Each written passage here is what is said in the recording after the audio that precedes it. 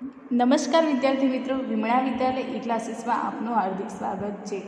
ધોરણ 3 વિષય ગણિત પ્રકરણ 2 સંખ્યાની ગમત એમાં ભાગ 5 વિશે આપણે આજે સમજીશું। વિદ્યાર્થી મિત્રો, આપણે આગળ ભાગ 1, 2, 3 અને 4 સમજી ગયા। આજે આપણે ભાગ 5માં સમજીશું। શું કહે છે? મનમોજીની દુકાન। આ જંગલની એક દુકાન છે। મનમોજી ફક્ત 10 અને સોના પડીકા પેકેટમાં સામાન આપે છે। 10થી ઓછી હોય ત્યારે છૂટક વસ્તુઓ આપે છે। શું કહે છે? મનમોજીની દુકાન છે આ, અને એ જંગલની એક દુકાન છે। મનમોજી શું કરે છે? ફક્ત 10 અને સોના પડીકામાં જ સામાન આપે છે। જે 10માં અને સોના પડીકામાં જ સામાન આપે છે। 10થી ઓછી હોય ત્યારે છૂટક વસ્તુઓ આપે છે। પછી શું કહે છે? આ એક ચિત્ર આપેલું છે, તો આ વાંદરાભાઈ શું કહે છે? મહેરબાની કરીને મને 20 કેળાની લૂમ આપો। શું કહે છે? આ 20 કેળાની લૂમ આપો। અમે 100 10 અને 1 જ વેપાર કરીએ છીએ। તો આ શિયાળભાઈ શું કહે છે કે અમે 100 10 અને 1 જ વેપાર કરીએ છીએ, મને માફ કરશો। અને વાંદરાભાઈ શું માગે છે? 20 કેળાની લૂમ માગે છે, પણ શિયાળભાઈ શું કહે છે કે અમે 100 10 અને 1 જ વેપાર કરીએ છીએ। અને અહીં સંખ્યા કેટલી છે? 20, અને અહીં કેટલી છે? 100 10 અને 1 એટલામાં જ એ લોકો વેપાર કરે છે, 20માં કરતા નથી। એટલે શું કહે છે કે મને માફ કરશો, હું 20 કેળાની લૂમ આપી શકું નહીં। પછી શું છે? દરેક પ્રાણી 100 10 અને 1 કેટલા પડીકા અથવા પેકેટ લઈ જશે તે શોધો અને ખાલી જગ્યા પૂરો। શું કહે છે? આપણને એક સસલું આપેલું છે, તો સસલું ગાજર કેટલા લે છે? 143। તો સોનું એટલે કેટલા રૂપિયા? 100 રૂપિયા। 10ના પેકેટ એટલે, અને છૂટક વસ્તુ મતલબ આ રૂપિયામાં 1 રૂપિયાનું આપણે ગણીએ તો શું કહે છે? સસલું 143 ગાજર લે છે, તો એને કેટલા પેકેટ જોઈશે? 100ના 1 પેકેટ એટલે આ 1, પછી 10ના કેટલા પેકેટ જોઈશે? 1 2 3 અને 4 એટલે આ 4, અને 3 ગાજર છૂટક એટલે 1 રૂપિયામાં એ લોકો વેપાર કરે છે, એટલે આ 3 એટલે 143 થાય। આર્યું 1 થયું, આરે 4 પેકેટ થયું, અને આ 3 એટલે 143 થયા। એ રીતે આપણે અહીં કેટલા આપેલા છે? 210।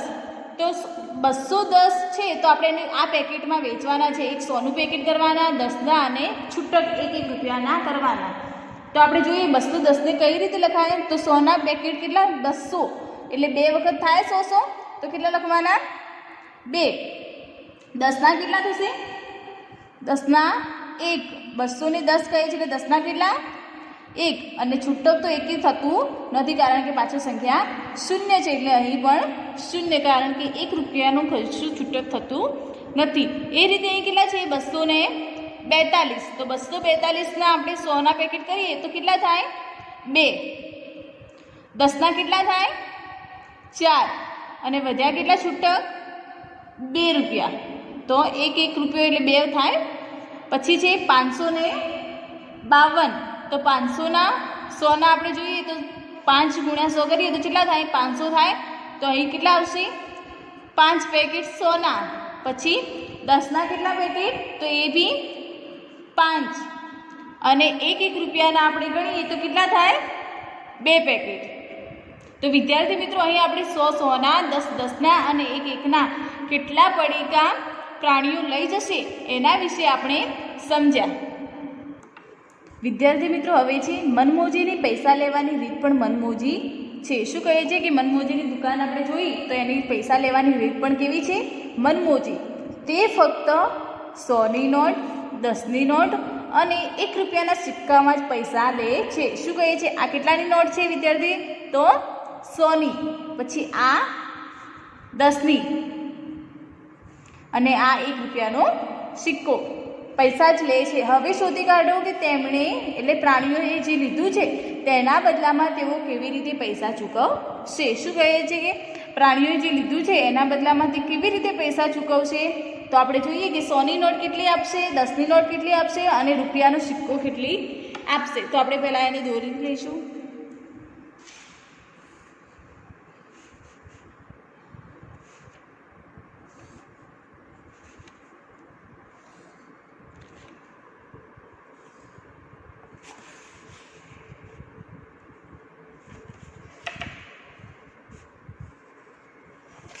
અહીં કેટલાની નોટ લખીશું?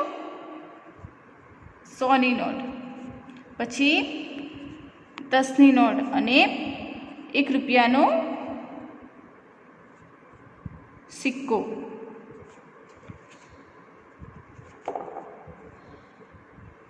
તો વિદ્યાર્થી મિત્રો, જે હાથી છે, હાથી કેટલા રૂપિયા લે છે? 420 રૂપિયા મનમોજીને આપે છે. તો મનમોજી 100ની નોટ કેટલી હશે, 10ની કેટલી હશે ને રૂપિયાનો સિક્કો કેટલા હશે? તો 400 આપણે બોલીએ તો કેટલી 100ની કેટલી નોટો થાય? તો વિદ્યાર્થી મિત્રો 4. પછી 20 રૂપિયા આપે છે, તો 20 એટલે 10ની કેટલી થશે? તો 2 નોટો. અને 1 રૂપિયાનો સિક્કો આપતો નથી એટલે ત્યાં શું આવશે? 0. પછી સસલું છે એ શું કરે છે? રૂપિયા 143 આપે છે. તો 143માં 100ની નોટ આપણે જોઈએ તો 100 કેટલી નોટ બોલાય છે? 1. પછી 10ની કેટલી થશે? 40 એટલે 10 + 10 + 10 + 10 કેટલી નોટો? 4. 4 એ કેટલા થાય? 40 એટલે કેટલી નોટો થશે? 4. અને 3 રૂપિયાના સિક્કા આપે છે એટલે અહીં સિક્કા કેટલા? 1 રૂપિયાના 3. પછી 242 એટલે 100ની કેટલી નોટો આવે? 2. 10ની કેટલી નોટો આવશે? 4. અને રૂપિયાના સિક્કા કેટલા વચ્ચે? તો 2. પછી છે 55, ખાલી 55 રૂપિયા છે. તો 100ની એક બી નોટ આવતી નથી એટલે ત્યાં આપણે શું કરીશું? ડેશ કરીશું.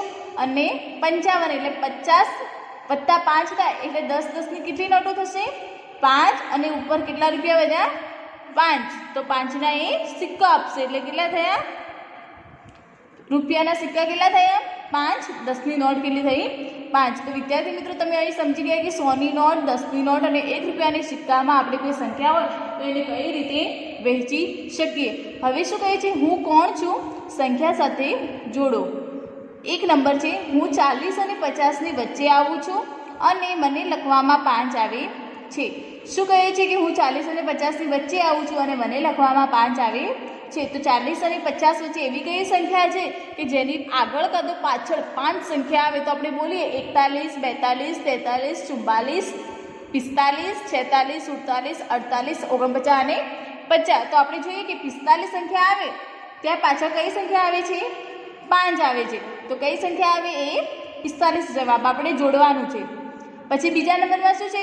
મને લખવામાં 9 આવે છે અને હું 90ની ઘણી નજીક છું. શું કહે છે કે મને લખવામાં 9 આવે છે અને હું એ કોની નજીક છે? તો 90 સંખ્યાની નજીક છે અને એને લખવામાં 9 પણ આવે છે.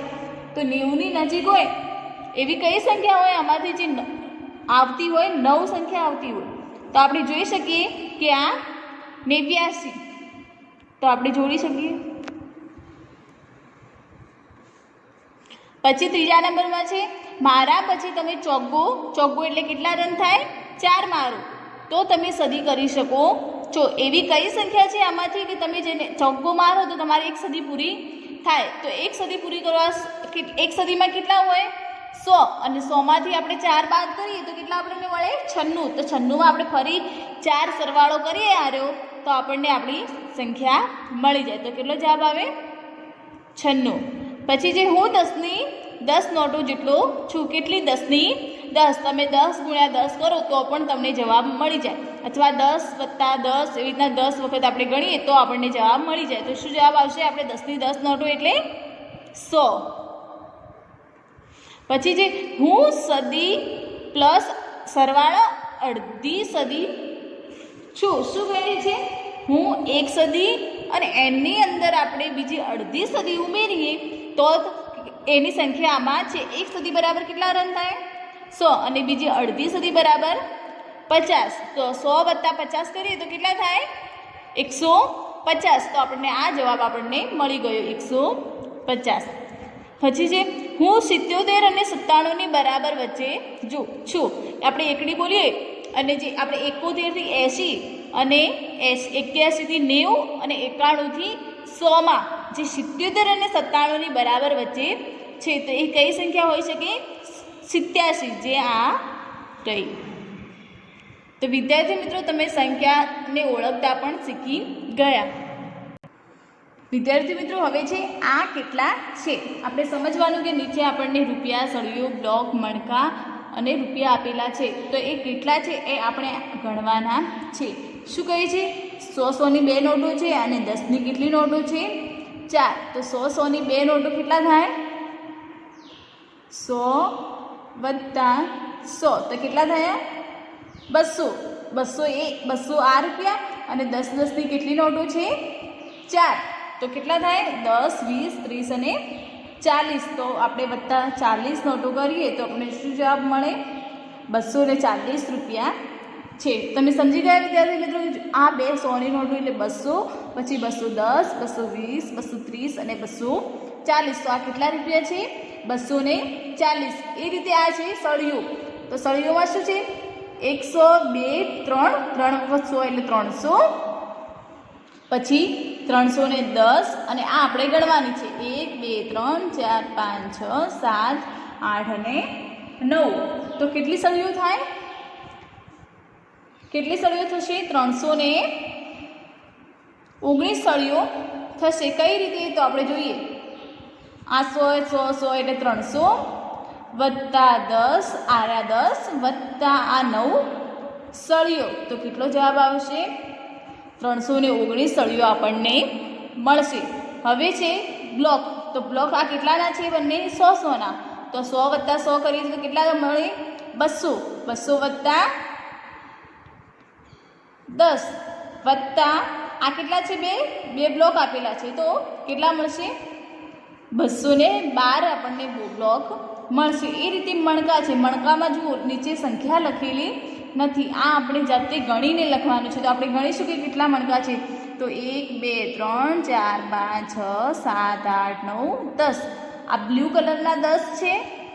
પછી 1, 2, 3, 4, 5, 6, 7, 8, 9 અને 10. એ રીતે આ પણ 10 છે. આ પણ 10. બધા 10, 10 ની જોડ છે. તો આપણે આ 10, 10 ગણીએ તો કેટલા થાય? 10, 20, 30, 40, 50, 60, 70, 80, 90 અને 100. તો આ મણકાની જોડ કેટલાની છે? 100 ની. એ રીતે આપણે આ ગણીએ તો 1, 2, 3, 4, 5, 6, 7, 8, 9 અને 10. આ જોડ પણ 10 ની છે. આ પણ 10 ની છે અને આ પણ 10 ની છે. તો આ કેટલા થયા? 30. અને આ 1, 2, 3, 4, 5, 6, 7 અને 8. તો આ કેટલા છે? 8. તો 100 વત્તા 30 વત્તા 8. તો કેટલો જવાબ મળ્યો આપણને? 138 મણકા મળ્યા. હવે શું કહે છે કે આ રૂપિયા ફરી રૂપિયા આવ્યા તો 1, 2 અને 3. તો કેટલા? 100 ની 3 નોટો એટલે 300 વત્તા 10, 10 ની 2 એટલે 20. તો કેટલો જવાબ મળે? 320 રૂપિયા આપણને મળ્યા. પછી આ કીડી શું કહે છે? હું કોણ છું? આપણને પ્રશ્ન પૂછવામાં આવ્યો છે કે હું કોણ છું? નથી કોઈ સૌથી મોટી સંખ્યા. શું કહે છે? કોઈ મોટી સંખ્યા નથી. ગમે તે લઈ લો સંખ્યા, ઉમેરો મને તો મળે પછીની સંખ્યા. શું કહે છે કે તમે ગમે તે સંખ્યા લો અને આ સંખ્યા આ સંખ્યા કહે છે એ સંખ્યાને તમે અંદર ઉમેરો તો એના પછીની સંખ્યા આપણને મળે. યાદ રાખો, મને જો ગણવી હોય સંખ્યા. શું કહે છે કે યાદ રાખવાની કે મને જો ગણવી હોય તમારી સંખ્યા તો યાદ રાખો. તો શું જવાબ આવે વિદ્યાર્થી મિત્રો? એવી કઈ સંખ્યા છે જે સૌથી મોટી પણ નથી અને તમે કોઈ સંખ્યાની અંદર એને ઉમેરો તો એના પછીની સંખ્યા મળે? તો આપણે જોઈએ કે એનો જવાબ શું આવશે વિદ્યાર્થી મિત્રો? 1. કારણ કે આપણે કોઈ બી સંખ્યા લઈ શકીએ. 15 લીધા હોય અને એની અંદર આપણે જુઓ 1 ઉમેરીએ તો આપણને એના પછીની સંખ્યા મળે. 15 પછીની સંખ્યા કઈ? 16. પછી આપણે જોઈએ 20 લીધા હોય તો એની અંદર આપણે 1 ઉમેરીએ તો કઈ સંખ્યા મળે છે? 21. તો 20 પછી કઈ સંખ્યા આવે? 21. આ રીતે તમે ઘરે જાતે પ્રયત્ન પણ કરી શકો છો.